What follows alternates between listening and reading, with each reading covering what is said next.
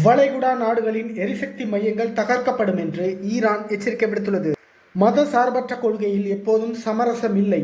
சமூக நீதி நிலைப்பாட்டில் எந்தவித மாற்றமும் இல்லை. இந்த கட்சியுடன் கூட்டணி, அந்த கட்சியுடன் கூட்டணி என்ற பேச்சுக்கே இடமில்லை.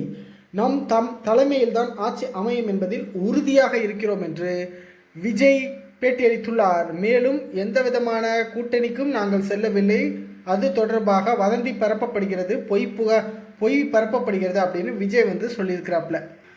ஸோ கிட்டத்தட்ட தனியாக தான் நிற்க போகிறதா சொல்லியிருக்காங்க. ஸோ தனியாக நின்னாங்க அப்படின்னா செங்கோட்டையன் அவர்கள் மட்டும் மேபி ஜெயிக்கிறதுக்கு வாய்ப்பு இருக்குது, ஒரு சீட்டு, அவ்வளோதான்.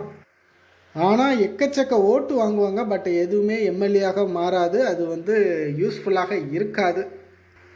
அடுத்ததாக, உங்கள் பிள்ளைகளின் கைகளை வலிமைப்படுத்துங்கள் என்று திரள் நிதி கேட்டு சீமான் கோரிக்கை விடுத்துள்ளார். தேர்தல் நடத்தை விதிகள் அமலுக்கு வந்த பிறகு தமிழகத்தில் இதுவரை 23 கோடி ரூபாய் பணம் பறிமுதல் செய்யப்பட்டுள்ளது. மாநிலம் முழுவதும் 1.68 லட்சம் சுவர் விளம்பரங்கள் நீக்கப்பட்டுள்ளதாக தமிழக தலைமை தேர்தல் அதிகாரி தகவல் தெரிவித்துள்ளார். இந்த சுவர் விளம்பரத்தால் என்ன பிரச்சனை இருக்க போகுது? இதற்கான பணம் வேஸ்ட் தானே. பாமக சின்னம் தொடர்பாக ராமதாஸ் தொடர்ந்த வழக்கின் விசாரணைக்கு விதிக்கப்பட்ட தடையை நீக்க உயர்நீதிமன்றம் மறுப்பு. நிலுவையில் உள்ள வழக்கு விசாரணையை மே 10க்கு பின் மேற்கொள்ள உரிமையில் நீதிமன்றத்திற்கு உத்தரவு. சட்டமன்ற தேர்தலில் பெரம்பூரில் போட்டியிடுகிறாரா விஜய்? கொடுங்கையூரில் ஏசி வசதியுடன் கூடிய தேர்தல் பணிமனை அமைக்கும் பணிகள் தீவிரம். தமிழக வெற்றிக் கழகம் 234 தொகுதிகளிலும் தனித்தே போட்டியிடும் என ஆதவ் அர்ஜுனா திட்டவட்டம். 90 தொகுதிகள், 2.5 ஆண்டுகள் முதல்வர் பதவி என பேரம் பேசப்பட்டதாக பேச்சு. மேற்கு வங்க சட்டமன்ற தேர்தலில் 291 தொகுதிகளில் திரிணாமுல் காங்கிரஸ் கட்சி போட்டி. வேட்பாளர்கள் பட்டியலை அறிவித்தார் மம்தா பானர்ஜி.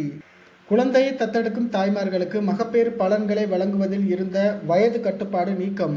மகப்பேறு விடுப்பை அங்கீகரிக்கும் வகையில் சட்டம் இயற்றவும் மத்திய அரசுக்கு உச்ச நீதிமன்றம் உத்தரவு. 46,000 டன் சமையல் எரிவாயுடன் இந்தியா சேர்ந்தது நந்தாதேவி கப்பல். 2 நாட்களில் மட்டும் 2 கப்பல்களில் 90,000 டன் எரிவாயு வருகை. நாடு முழுவதும் சட்டவிரோதமாக பதுக்கப்பட்ட 15,000 சிலிண்டர்கள் பறிமுதல். பெட்ரோல், டீசல், கேஸ் சிலிண்டர்கள் விநியோகத்தில் தட்டுப்பாடு இல்லை என்று மத்திய அரசு விளக்கம்.